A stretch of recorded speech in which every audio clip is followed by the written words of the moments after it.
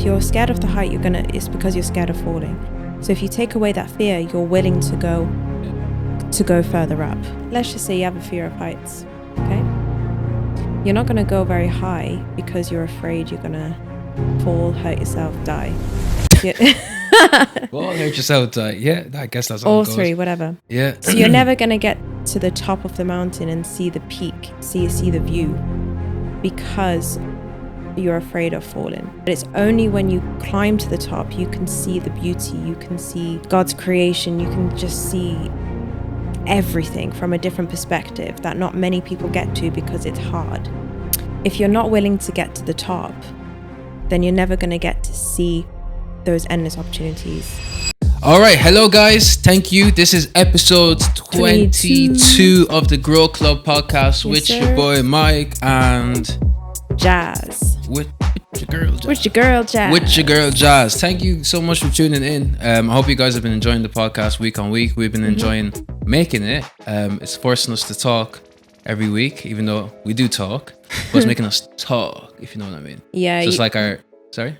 I was going to say, you're in the west wing of the apartment and I'm in the east, and this is our once a week time to talk. To catch up. Yeah. See how we're doing. Make sure we still like each other. Yeah. But yeah, if you guys are familiar with the pod, you guys know that we talk all things grow, whether that's business, whether that's fit, whether that's life, whether that's fitness, whether that's whatever can grow, we speak about it. Yeah. And so we like to start the podcast quite chill before we get into the deeper stuff. Yeah. So with that being said, I was going to mention, actually, no, sorry. Before all of that, how are you feeling? I am doing good. So had a bit of sleep in this morning, went to church a little bit later. Love a bit of a sleeping, boys. I love a little bit of a sleeping. Love that. And church was really good. Really, what you learned in church today? Well, it was how to worship, when to worship, why you should worship, and I think that was the main points. And it was really interesting. I like when we have guest preachers. Okay. Because it brings something a little different. Now, I love our in-house pastors, in-church pastors. I love them. Yeah. But one thing that I would love to learn more about is spiritual warfare. And a lot of what you'd say, I guess, more African pastors would talk about than West. Yeah, fair enough. Because it's something that I've never really considered in the past until, I've started learning about it this last year. Yeah. I find it so interesting, obviously through speaking to your mum, watching YouTube and things like that. So when we have people to educate me on that, or educate us on that, I just find it really interesting. It's just something different to learn about and to... Yeah, it's just really interesting. So that was kind of what we were discussing today. Sunday, yeah. Yeah. Outside of that, how's the diet going? Operation Zanzibar. Operation Zanzibar. Yeah, it's going good. I'm actually noticing like little changes now, and that's the exciting part when you see change. Yeah, of course. Yeah. I mean, I wear just all sweats to the gym, so I don't. Love that. Yeah, I'm keep covered up. Modest girl. I just go there because it's like, look. Wish I could. Yeah, never mind. Sorry. Never mind. No, as soon as I'm ripped, the leggings are coming back out, and. No, I think stay with the sweat tracksuits. Really? Yeah. But anyway, it looks better on you. I'm working hard. I am working hard, so it's like, it's nice to see a little bit of progress, and I've been really good because like you took your brother to Wingstop, and Wingstop is one of my favorite places. You came with us and you just sat there. I was sat there with a protein shake. Yeah, I didn't have anything. Mike, you were even like, "Oh, have a chip." I was like, "What is the point in having a single chip? What's the point?" And then even, I've just been really good with saying no to certain things. Even though I've been tempted, because it's like I'm just really locked in. Yeah, like, disciplined. Look, I'm really disciplined. Yeah, it's like, good. look, I have a goal. I want to be feeling my best on holiday, because I know for a fact if I'm not feeling my best, it's just going to ruin my holiday. To be honest, if I'm being really honest, it will just. That's a big thing for girls, like looking like well. Yes, yeah. Because it's mainly because you need to be in like swimsuits and stuff, so you don't feel comfortable. Exactly. So, you have to. If you don't feel comfortable, and I've been in that position where I've been in a swimsuit, I don't feel comfortable. I don't want to take photos or nothing. It's like, you obviously be comfortable in your skin, and body dysmorphia is part of that. Yeah. You're never going to be fully content, I think, until you look back. You're like, actually, I was in good shape. But yeah, I knew I needed to make a bit of a change and get back into a routine. So yeah, Operation Zanzibar is in the works. Whoop, Whoop, whoop. whoop.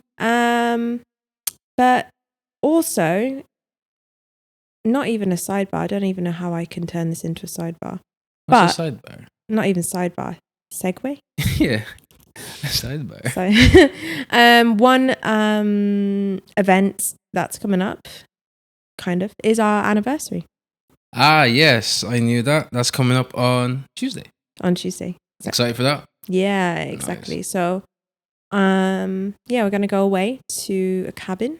Yes, sir. Which will be really nice. Yeah, so by the time you guys are listen to this, we'll be in the countryside, off grid, D&D, away from civilization, just enjoying. I'm actually excited for it. I think, obviously, because it's cool to go to a cabin, but at the same time, just like getting away from like the city and just the noise and the the pace of the city. Like I want to breathe.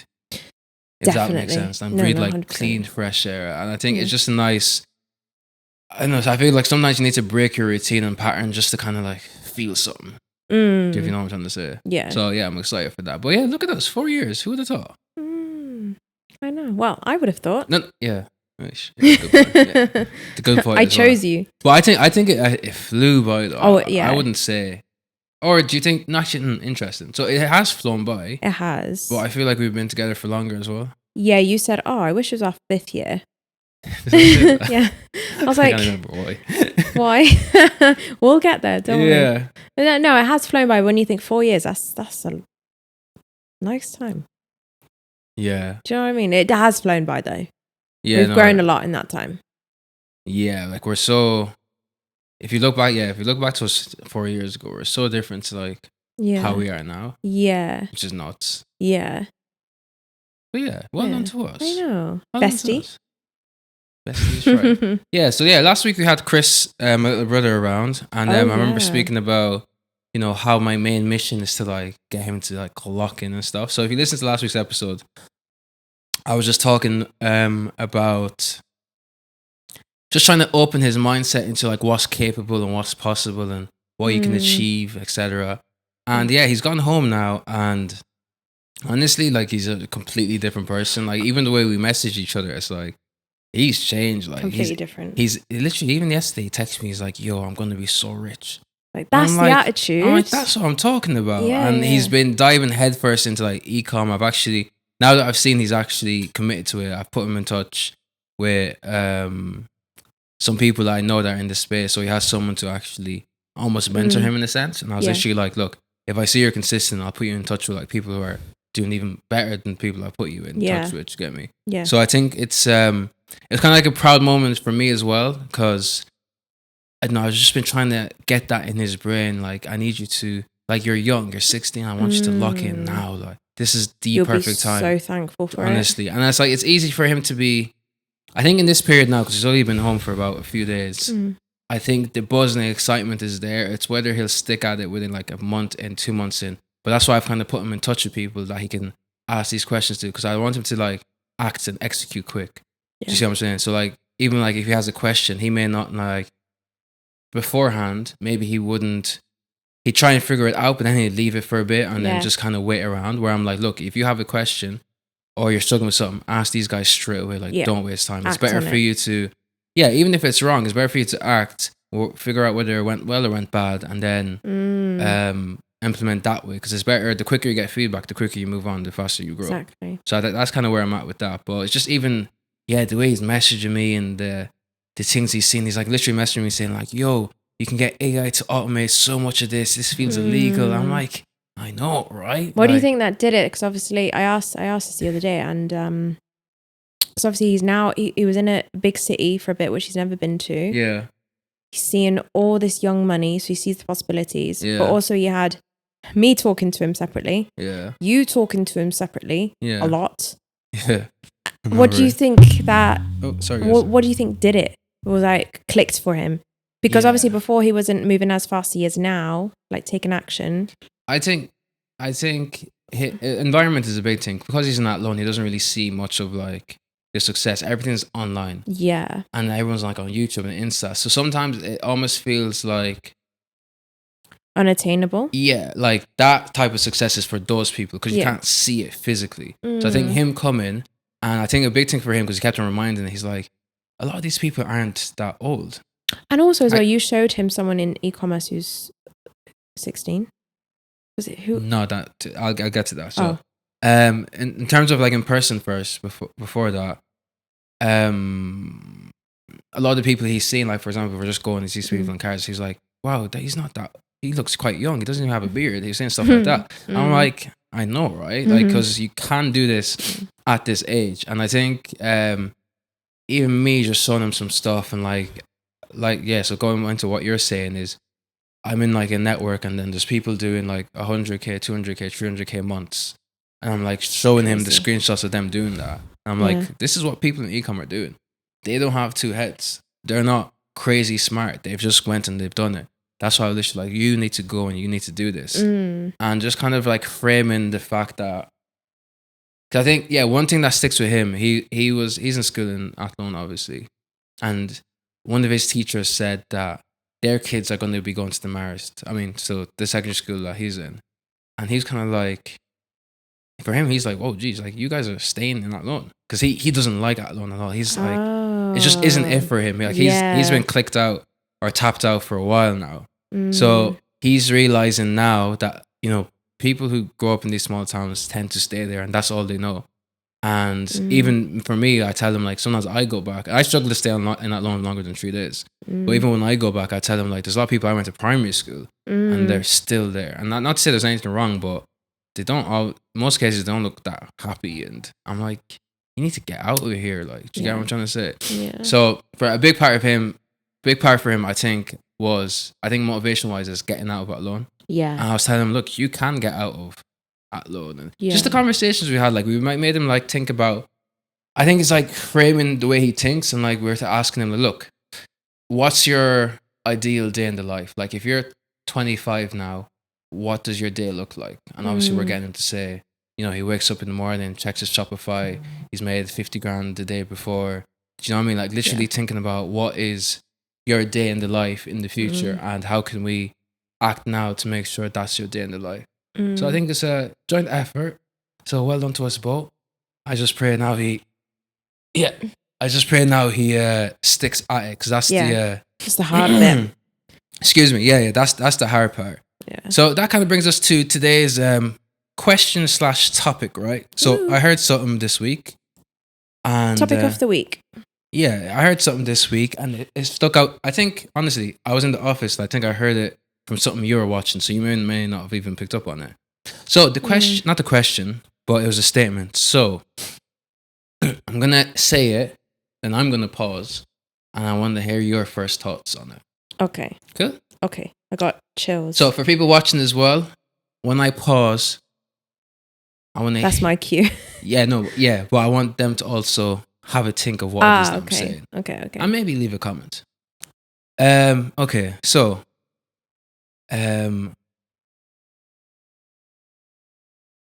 how high you can go is determined by your fear of falling. Cue pause. And you want my thoughts on that? Yes. Just initial thoughts, and then we'll dive deep How into high it. you can go. Say again. How high you can go is determined by your fear of falling. Which is deep. It is. Well, let me not say it's deep. You tell me how you feel about it. So let's just say you have a fear of heights, okay? You're not going to go very high because you're afraid you're going to fall, hurt yourself, die. Fall, hurt yourself, die. Yeah, I guess that's all it goes. 3, whatever. Yeah. So you're never going to get to the top of the mountain and see the peak, see the view, because you're afraid of falling. But it's only when you climb to the top, you can see the beauty, you can see God's creation, you can just see everything from a different perspective that not many people get to because it's hard. But if you don't get there... Sorry, no, let me backtrack a bit. I'm processing at the same time. No, I don't want it to sound confusing. If you're not willing to get to the top, then you're never going to get to see those endless opportunities It's not a willing thing in this case, though. It's the fear. Yeah, because you're scared of heights. Because it all links in. If you're scared of the height, it's because you're scared of falling. So if you take away that fear, you're willing to go. Yeah. Okay. To go further up. Interesting. I hope that makes sense. No, it makes sense. Yeah. Yeah. I just wanted to see what your first initial thing would be, and that's literally what I thought about. And then obviously you apply that to life. How far you'll go will be determined by your fear of falling, in a sense. And I think without touching on to what I wanted to say after that, but we definitely exaggerate the falling side of it. Oh yeah. Do you see what I'm trying to say? Yeah. So okay, so before we move on, what question I'm going to ask you now is, if fear suddenly disappeared. Wow. Sorry about this, guys. If fear suddenly disappeared for 24 hours, what's the very first action you'd take? Mine's not going to sound serious at all. Yeah, but I'd go like dive in with sharks and whales, and you're going to do that anyway, no? I'm still scared, and I'll probably back out last minute, but I'll do the shark thing. Really? Probably. Yeah. Oh, yeah, that's cool. That's interesting. Cool. Yeah, when I think of that, I don't know what I'd do. It'll be something like public based. Like falling off something? Huh? Like paragliding or whatever. I said public. Yeah, that's in public. No, I mean like people. Oh, I want to do something scary in front of people. I thought is what you meant. Yeah, no, like I'd probably, because it makes you think, right? It's if I answer this, that means there's probably something that's holding me back from doing certain things that I'm now not allowing myself to do because I'm scared or shy. But I don't have like the specific answer. I probably should have thought of it before, but I think you think about what you're scared of doing now. And for example, that could be, going back a few episodes, is that when you prayed for someone for the first time, that was really scary for you. So maybe something not scary. Okay. I didn't say scary. It was weird and awkward. I wouldn't say scary is not the word. For me, it's just like, this is weird. Okay, so would you say like I guess something I'd never do, but it's not like I'm on about fear here. Okay. Do you get what I'm trying to say? So fear is in like maybe public speaking kind of fear, or like an experience kind of fear? Yeah, no, but like an adrenaline. Yeah, I'd do everything. There's nothing that I'd like. I'm going to do the skydiving. I'm going to do this, but I'm trying to think of like on the personal level, like what is this I'm scared to do that if I wasn't scared to do that I'd do right now. Okay, that's what I'm trying to think of. Do you have anything like that? So you obviously mentioned your experience one. Yeah, I don't think I've got an because I do most things like I do. Yeah, it depends how adrenaline inclined you are. I'm not, so that's what I would do. Yeah, but okay, on like a personal level. So, for example, if I asked you to go and dance in the middle of the street, just for you to gain more confidence, like, you get what I'm trying to say? Like something like out there. Yeah. Do you have anything like that? Yeah, I don't look like an idiot though. Dancing in the street. That's a fear, don't it? Yeah. Because I seen a girl on TikTok. She's like she's on the train, and she stood up. She's like, "Hey guys, can I tell everyone a joke?" And she said like a horrible joke. And then she's like, "Look, people don't care. You just need to be you." And do you know what I mean? Like stuff like that. Yeah, there's this girl in Scotland, and she goes around and she literally like dances in the middle of the street, or she'll go into a barber's, right, and just say, "Can you just cut this piece of my hair?" Or, "Do you have a job? Like, can I?" Oh, don't call it something rejection therapy? Is that it? Something like that. Yeah. But she'll go into even like the local chipper, and she'll go, "Oh, do you need any help? Can I make a pizza with you? I've never made one before." And like really random. It's like even the people are like, "Huh?" yeah. But she's just so ballsy and cute. Yeah. Like, but I think it shows the power of just like sometimes you just have to ask, because like we're saying, we often exaggerate the outcome. So that led me to find a phrase called loss aversion bias. All right. So loss aversion bias is basically when most people feel the pain of losing twice as intensely as they feel the pleasure of an equivalent win. So for example, if you lost 50 quid, it would hurt the exact same you winning 100 quid, would it? would feel. Okay. Do you get what I'm trying to Yeah. say? That's like in money terms. Or in like, for example, social media, you post something, one bad comment would feel worse than 10 good comments. So we You put always a lot focus. more weight in / emphasis on things that have downside. So another definition is loss aversion is an emotional overweighting of the downside once a loss is on the table. So when it comes to us or people just taking action with stuff, Yeah. we put too much emphasis, too much energy on what could go wrong, Yeah. rather than thinking about What could go right? what could go right. So let's just say, what's a good example for me now? Maybe I don't want to refer to the whole leaving the job thing, 'cause I always do that. Yeah, but touch on something that you know about though, so it's relatable. Yeah, I'm trying to think of something that's like happened with me Mm-hmm. that I've, or even, okay, for example, even just me doing like cold outreach to people, because obviously that's how you get more clients. Sometimes I overthink about, oh, what if they don't respond? What if they air me up? What if they, do you get what I'm trying to say? And then I'm like, okay, but that's not as bad as if they responded and they were interested. Because the upside is so much greater. That's true. The downside is literally only that, like, isn't that, like, there's only a few outcomes. They don't respond or they're not interested. Yeah. The upside is they're interested and they want to do business. Yeah. And then imagine the upside, because now we've got an extra client. The upside outweighs 100%. But we often put a lot more emphasis on the downside. So now maybe me, when I'm about to respond to someone, not respond, if I'm about to outreach to someone, message someone, I won't do it because of that weight and I've now put on the negative. Yeah. So what was I going to say? So in a sense now, because that's like a brain thing, like your brain's kind of wired to do that for some reason. So then it's like our brain is almost like hijacking our ambition. So this, what we kind of just talked about now, the whole loss aversion thing, how do you think we can combat that? I think it comes from repetitions. The more you do something, your brain is getting into the habit of that thing. So if you can teach yourself a new way of thinking, so that might mean going out and trying to get more rejections to almost become immune to it, to not take it so personally.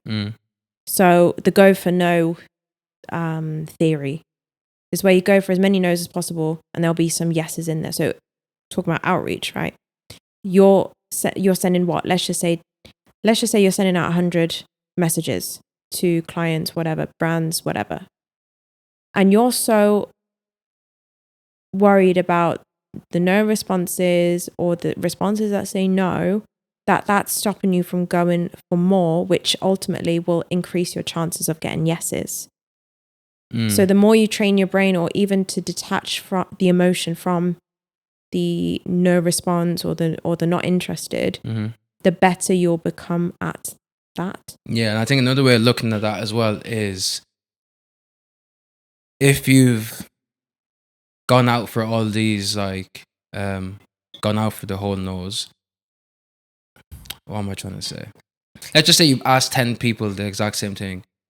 One no won't have as much of an impact anymore because you've asked like 10 people. So for example, if you get 8 yeses and get 2 no's, now the no's don't feel as bad as they used to. Yeah, exactly. So like it's almost like diversifying the outcome, like as in if there's an outcome you're trying to get, if you can somehow input it in a way where there's going to be more than just one outcome, then that one no won't be as heavy as it would have been. Exactly. Like I was speaking to one of my clients the other day, because I do Airbnb coaching on the side.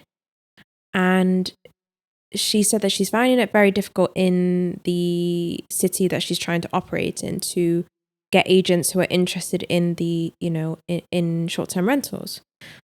And she's been someone who I've been speaking with for a while, and she just hasn't been doing enough, to be honest. And so I said, look, how many agents did you reach out to? And she said, like 3 to 5, and none of them are interested. They just say, no, landlord's not interested. And I was like, it's not enough. I said, 5 is not enough for you to determine the business doesn't work. Yeah, facts. I said, you need to be give yourself a target of like maybe 100 in the month. And that's what, 13 a week or something like that. I'm not good at maths. But it's enough for you then to collect more data, and also it gives you more practice, because maybe your pitch just isn't good, and it's not good. It's not going to be good after only a few phone calls. I said there's something missing here, and I said you need to be doing more.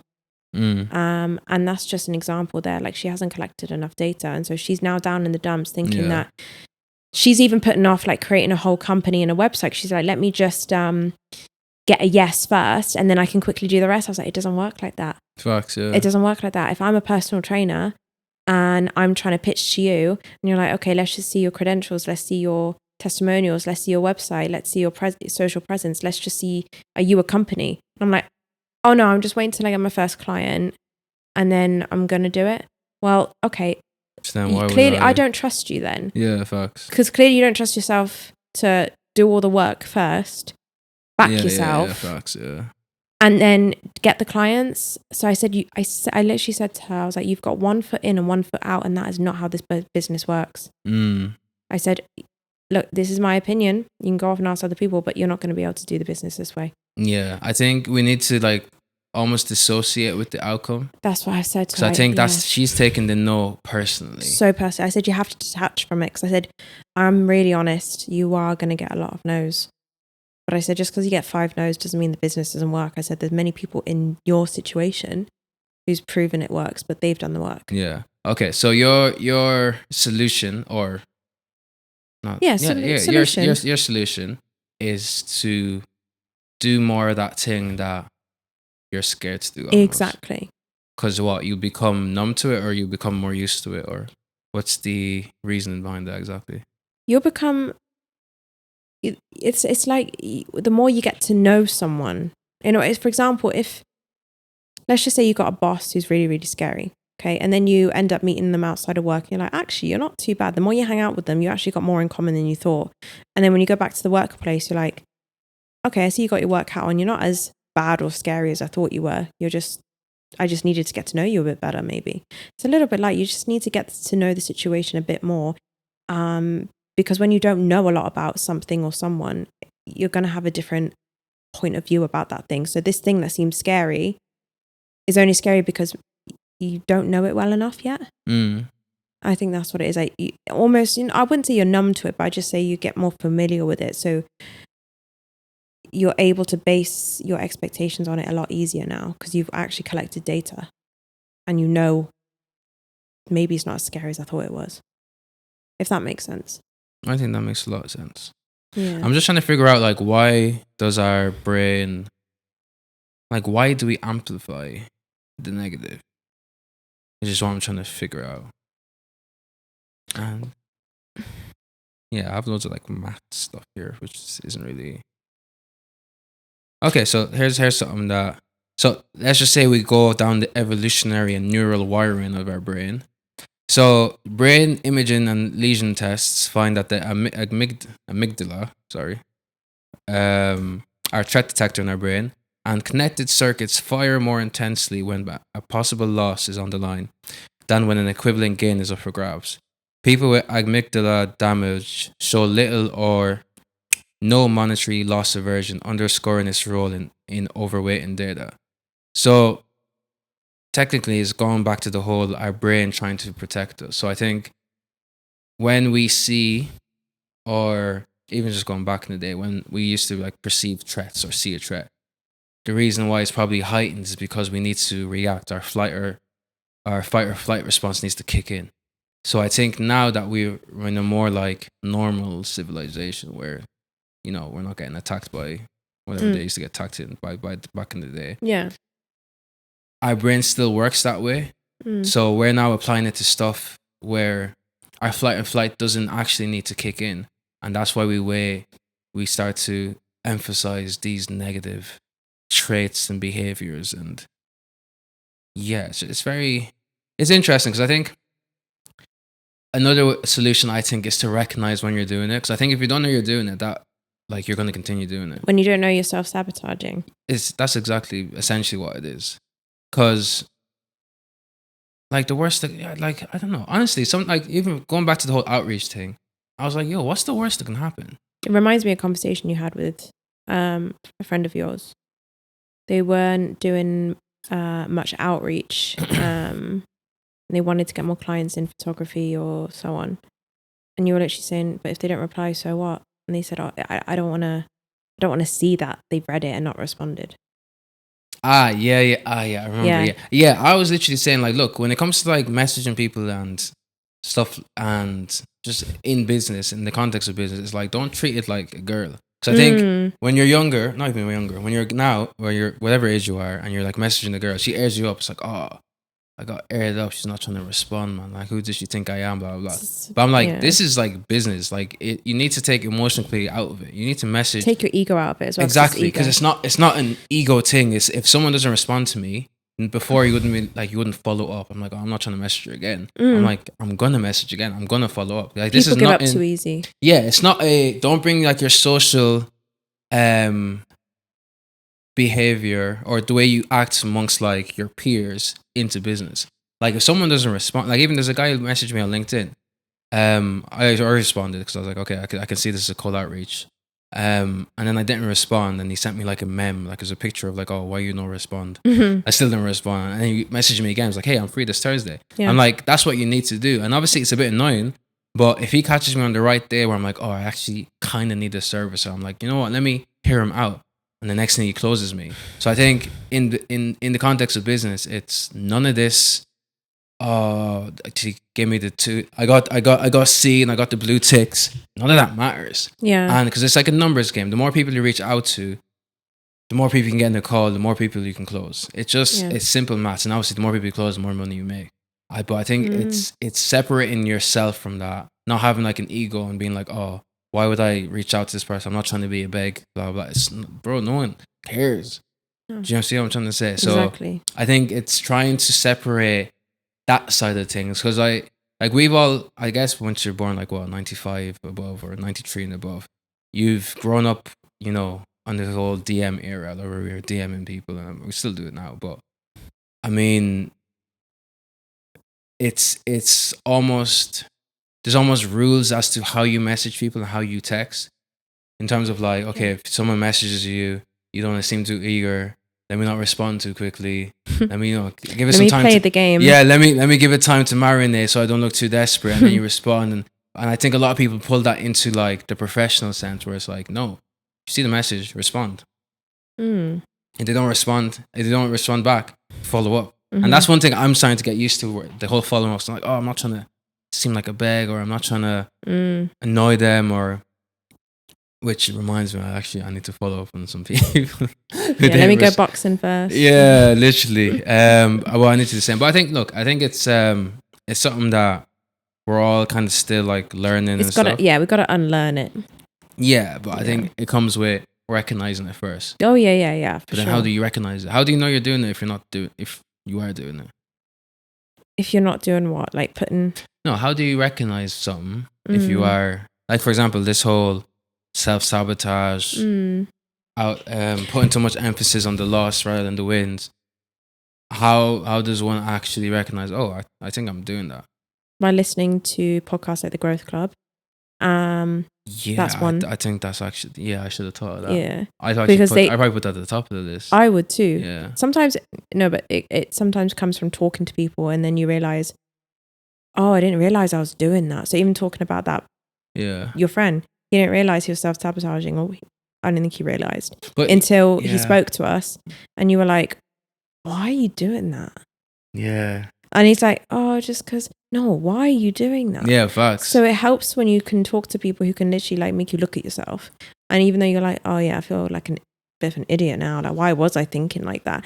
And that's when you realize it. You're not going to always come up with it on your own. Sometimes you don't realize your mistakes or your flaws or how you're doing something until someone's pointed them out to you and said, by the way, you shouldn't be doing that. Yeah. It even just kind of reminded me, even the whole, like, I'm trying to like get a lot more active on LinkedIn, and I realize I've been very passive with it because I'm trying to like figure stuff out.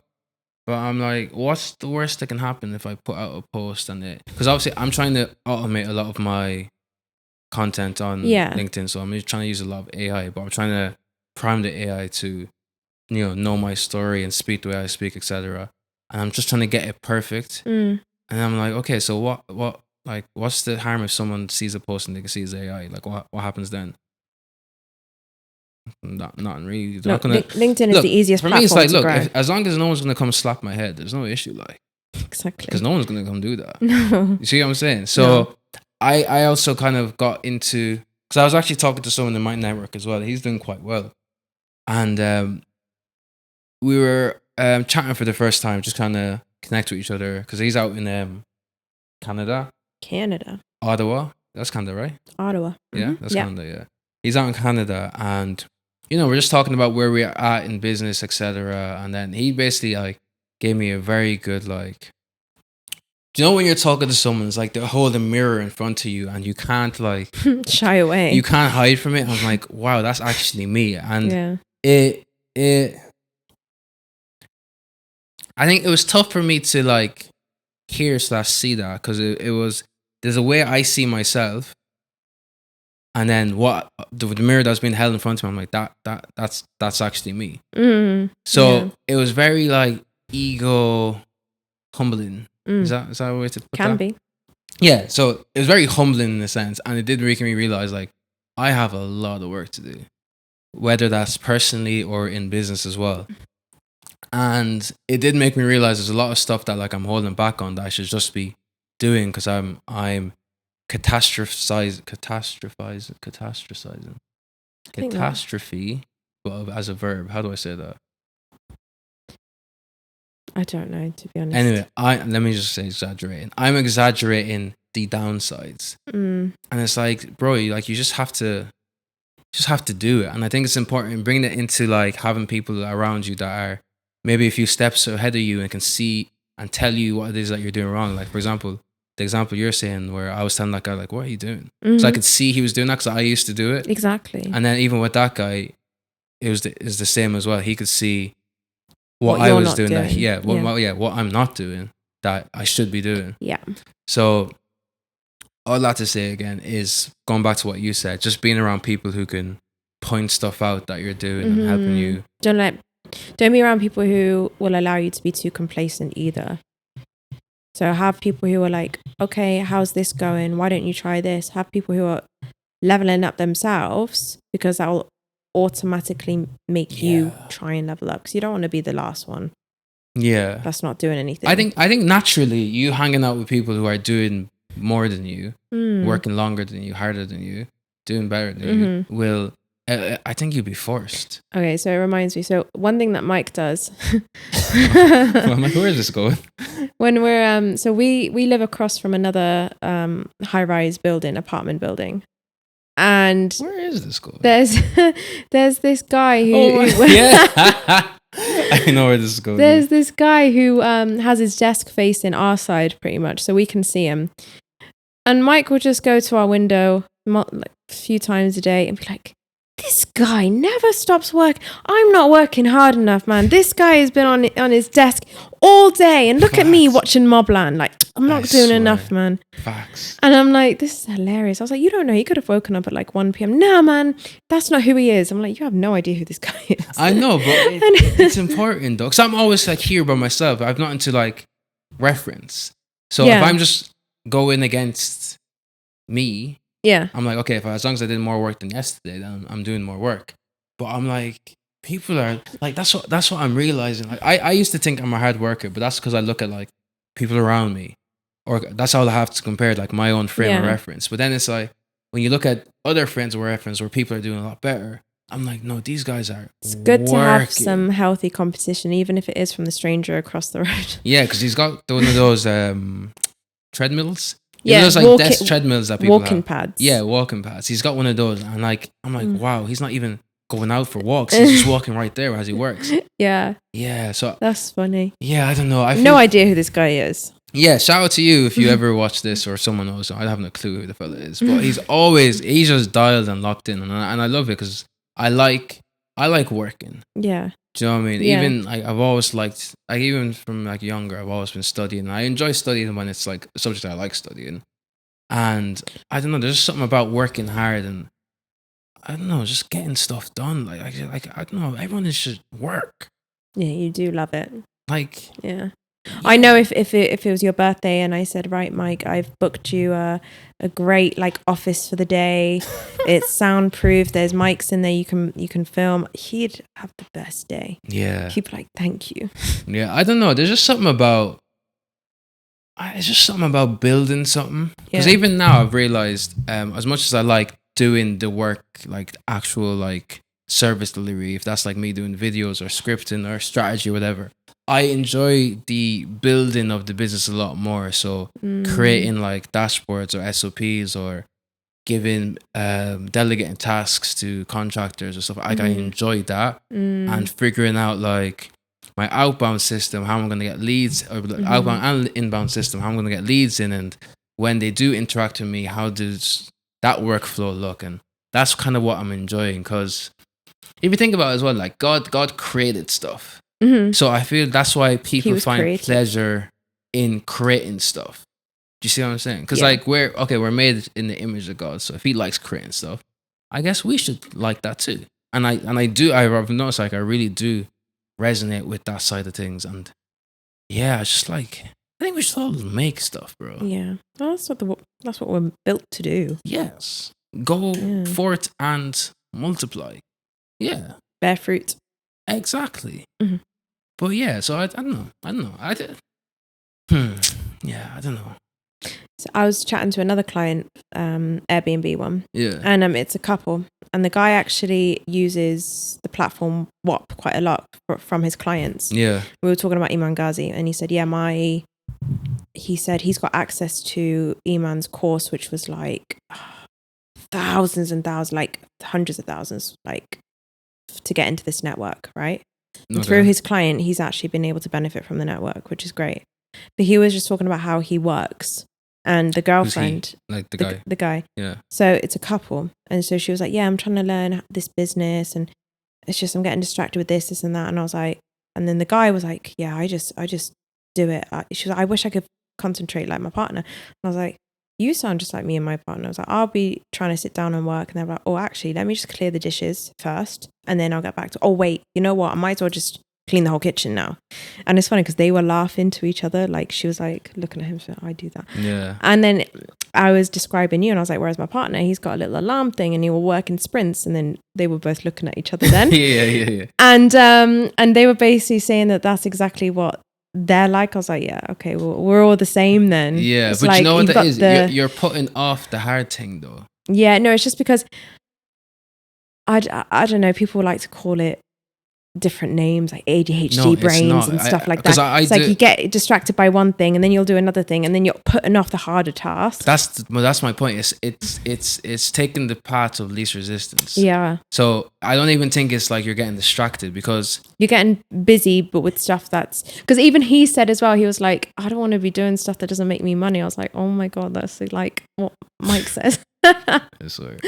Yeah, no, but I agree with that as well, because I think that's how I get distracted as well. And honestly, sometimes it's like there's something like, for example, there's something I wanted to do yesterday, and I put it off to like the evening. Yeah. Evening came, I put it off again, but it's like I'm gonna have to do it anyway.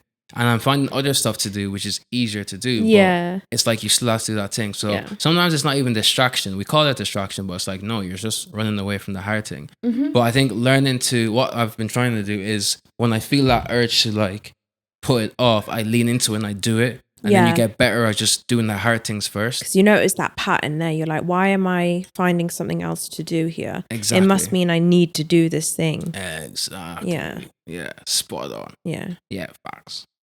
100. Sorry. No, I really agree with that. So it's like the gym though. It's like, look, let me just get it done in the morning. The hardest thing is done in the morning, and then I can get on with the rest of my day. Exactly. And I think, once we, like when we have, at the end of the start of the day as well as when we have the most energy. So it makes sense to do the hard thing at that point. Yeah. But exactly. Very good point. So, okay, so I got another question for y'all.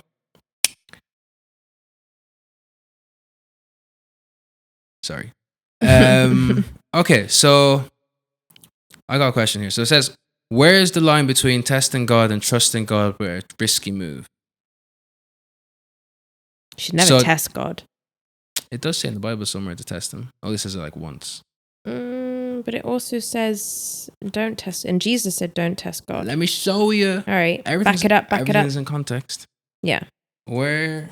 Okay, so where in the... You tell everyone to subscribe while I search for this. Oh, yeah. So guys, remember to like, comment, and especially subscribe. And you can also find us on TikTok and Instagram, where you can find little reels and shorts of the podcast, which is your daily dose of the Growth Club. Like that, daily dose. What? Do I like what? I said I like that little daily dose of the Growth Club. Why do you like? Because do you think it rhymes or something? No, just daily dose is cute. All right, grand. Oh yeah, we got a bunch here. Oh. Okay. Where does it say it?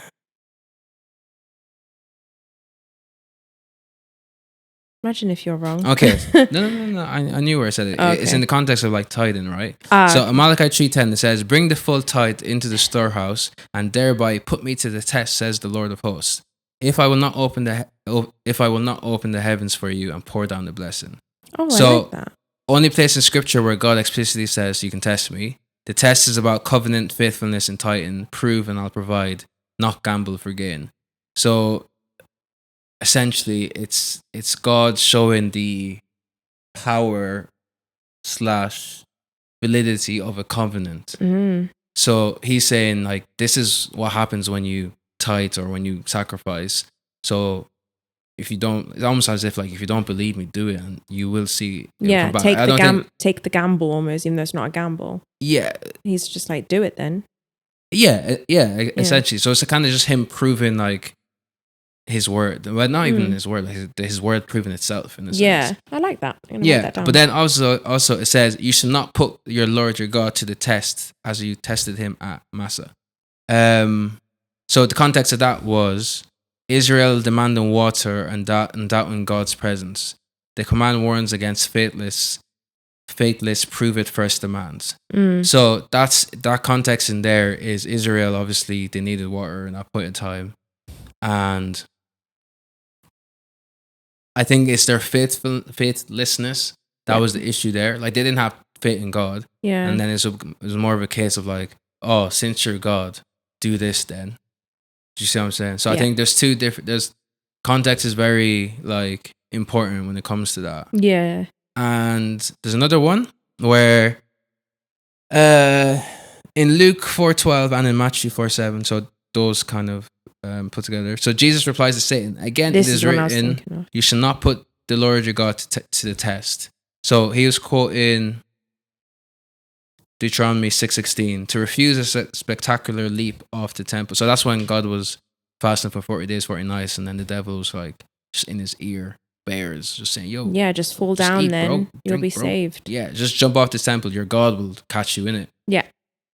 So I think from those examples that we're big in, it's very much so the other ones where he said to test me versus where he said not to test me. In the not to test me cases, it was more very much so prove your God then. Those are the type of tests he's on about. But in terms of like, if God says has a covenant with his people, I think those are the tests that are quote unquote allowed. Okay. So I don't even think it's like a test, but it's more of a do it and you'll see. Yeah. Whereas the other test is like, prove your God. So we're asking God to prove himself. Yeah. I think those are the tests that aren't, acceptable. I think that's what we're trying to say. So what was the initial? I was just about to ask you. How do we get onto this? Ask it again. Ask what again? The question. Sorry, yeah. Where is the line between testing God and trusting God were a risky move? So obviously, I think for example now, it's kind of boiled down to faith as well. If you feel like you have so much faith and it's like God can do anything, where do you kind of draw the line where it's like, I'm testing the God to see if this faith thing actually works, or actually trusting God with a move that you're unsure if it'll work? Doesn't it come down to discernment? Discernment of what? Whether it's the right move to take, because a lot of things can be risky. Okay. It doesn't mean they're the right thing. Okay. So how do you tell the difference of testing him? Or like, where's the line? Where's the line? Because you don't want to be testing God in that sense as improve your God. Yeah, because you don't want to be, But- for example, it's like, oh, let me just go to the edge of this mountain where it's really windy. Go on, I'm gonna stand here knowing that it's risky, it's dangerous, but God's gonna push me back. It's fine. You're testing him in a way that you're being stupid. Yeah, You shouldn't have made that decision. Do you know what's funny? I think that there's a story about some African prophet. Oh. Jumping into like a lion's den because he's trying to be like Daniel, because obviously being like, yeah, that's a good example. And he got mauled up, like he got killed. Yeah, he tested in the He's wrong been way. an idiot. Yeah, that Why would was. you do that? Yeah, so that's an example of. Honestly, I don't care how much faith. I don't think I'm doing that. Shout out to Daniel. Yeah, he didn't willingly go in either. He was Yeah. put in, so I think that's different. yeah. But This guy was just clown. stupid. What did you? So that's an example there. It's like, look, What a this guy clown. clearly didn't. What's he trying to? I don't know what he was trying to accomplish with that. I think if he came out unscathed, he was just gonna scam loads of people for money. Look, you'll see Pastor Todd doing it next week. Don't mind that fella. Pastor Todd. His name is Mike Todd. I don't call him Pastor Todd. His name is Mike. Yeah, this guy does anything but. So yeah, where's the line? I think it comes down to discernment. For example, just like that example, it's like, look, you got to know this is a stupid idea, right? If you don't know, you need to pray about it a bit more. And then, even if it seems risky but it feels right, that's when you test him. When you test it. Do you understand the question? Yeah. Maybe not.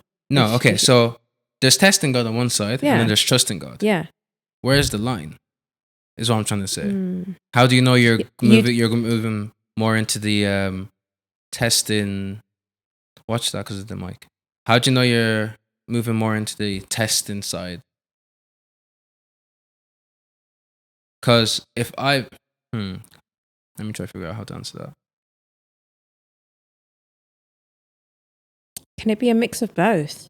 Yeah, go on. Because it's like, okay, well, I trust that I won't perish. I trust in him that, you know, in his plans. I've prayed about this, but at the same time, this is super risky. I don't know if it would work. So it can be a bit of both. Yeah, but isn't your faith kind of lacking there? Mm. If you're like, don't know if it'll work out. So is test then coming from lack of faith? Because that's how you're making it sound. Is the test is a lack of faith because you can't be both trusting him and testing him. Yeah, because if you're to test someone, it's because, okay, for example, if I was to give you a test because I want to see if you can do it or not. Yeah. Whereas Yeah, if I yeah, trust you, So I'm going to ask you to do it. Yeah. So if we this was got it. Udi. We got it. Yeah. So if we were on like Udi, What's Udi for the people who don't know? it's like cheaters. Yeah. So if I was setting up an experience where you may cheat or not, that's a test. Exactly.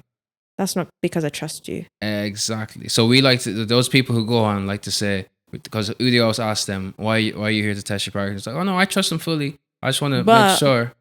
So I'm like, no, you don't trust them. That's why you're testing them. They've clearly given you a reason to not trust them. So we got it. So in the sentence is, if you're testing God because of a lack of faith, essentially. Yeah. So if you actually trust God, Yeah. you're not going to test him because you know he's going to do it. Mhm. So if you trust him, you'd ask him to do the thing rather than being like, oh, let me see if you can do that. We got it. Woo. Well done. High five. So that's the line. Yeah. Okay, very good. Interesting. Yeah, very interesting. Yeah. Okay, so what else have we got here in regards to... Okay, so going back to the how high you can go is determined by your fear of failing. From our convo, has your previous answer changed? Or do you look at it at a different perspective now? I'm going to let you take this one. No, it's still a question. It's a question for you Yeah, I want you to answer it first. first. No, I think it's still definitely as... Sorry, guys. People can't see. Josh just rubbed her toe against my toe. I don't know why she's done that. Anyway, how high you can go? I think it summarizes very well. I think it's the fear that you need to deal with. And 'cause I think people have like big visions, big goals, big ideas, but it's the fear that's holding them back. So I think one way to work on that fear is, I think about it in smaller steps rather than one big. yeah, that's what I was gonna say. Okay, Actually, cool. like test your idea. Yeah. So, for Yeah. example, if you're just going rock climbing, you're not just going to climb it. You're going to have the proper gear in place. You're going to make sure maybe you have a few lessons first on some fake rocks before you tackle the big rock. Okay. You're going to make sure that you got the right shoes, you got the right armor. You're taking. Do you say armor? Yeah. For rock climbing. Yeah, maybe. I'd be wearing armor. You're taking calculated risks.